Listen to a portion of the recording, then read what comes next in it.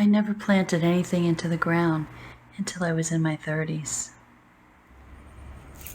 The Viking year was separated into two parts, summer and winter. The last month of winter would be our March.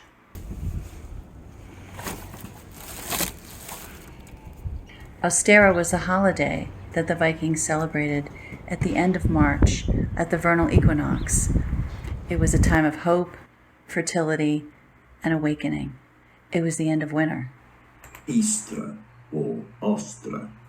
Essentially, the story is that Ostara, an ancient Germanic goddess of the spring, transformed a bird into a hare, and the hare responded by laying colored eggs for her festival. Some say that this story is very old indeed.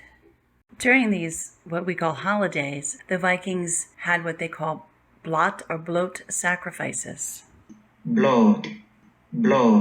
They also had cult buildings and sacrificial areas, and they would call them the magnates' residence. And the magnates were in charge of these celebrations that happened on these religious festivals. At the Great Bloat celebrations, the local magnate where they were having the festival would function as a gode, a pagan priest. After Christianity came to the Viking world, this power was transferred to the church, and the bloat feasts lost their significance and weren't practiced as much, if at all.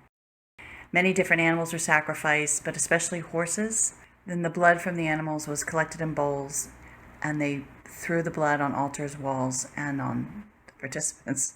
The meat was cooked and eaten by all in attendance. It was boiled in cauldrons that hung over a fire in the middle of the hall. And the magnate, who was functioning as the pagan priest, then blessed the meat in the cups. It's said that humans, but most especially animals, were also hung from the trees in the holy groves in the areas. The Christian missionary accounts told that the Vikings sacrificed to statues which stood out in natural surroundings. They would create statues from the trees, from the rocks, and it's believed that there were 4 of these bloat sacrifices a year: winter solstice, spring equinox, which is what we're talking about here, the summer solstice, and autumn equinox. I'm very drawn to the homesteading and off-the-grid life videos and the people that have so much knowledge, and they know so many things that someone like me, who grew up in the suburbs outside a city, does not know.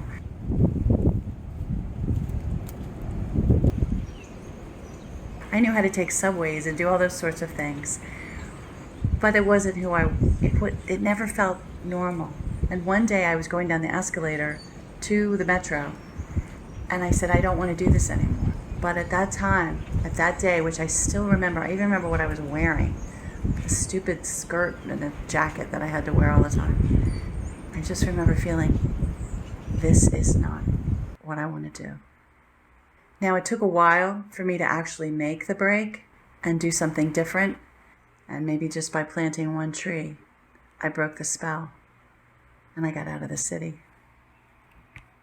In our current world, we kind of dismiss the spring. We don't see it as what it is. It's a chance to start new, to start fresh, to be reborn. All you have to do is plant one seed.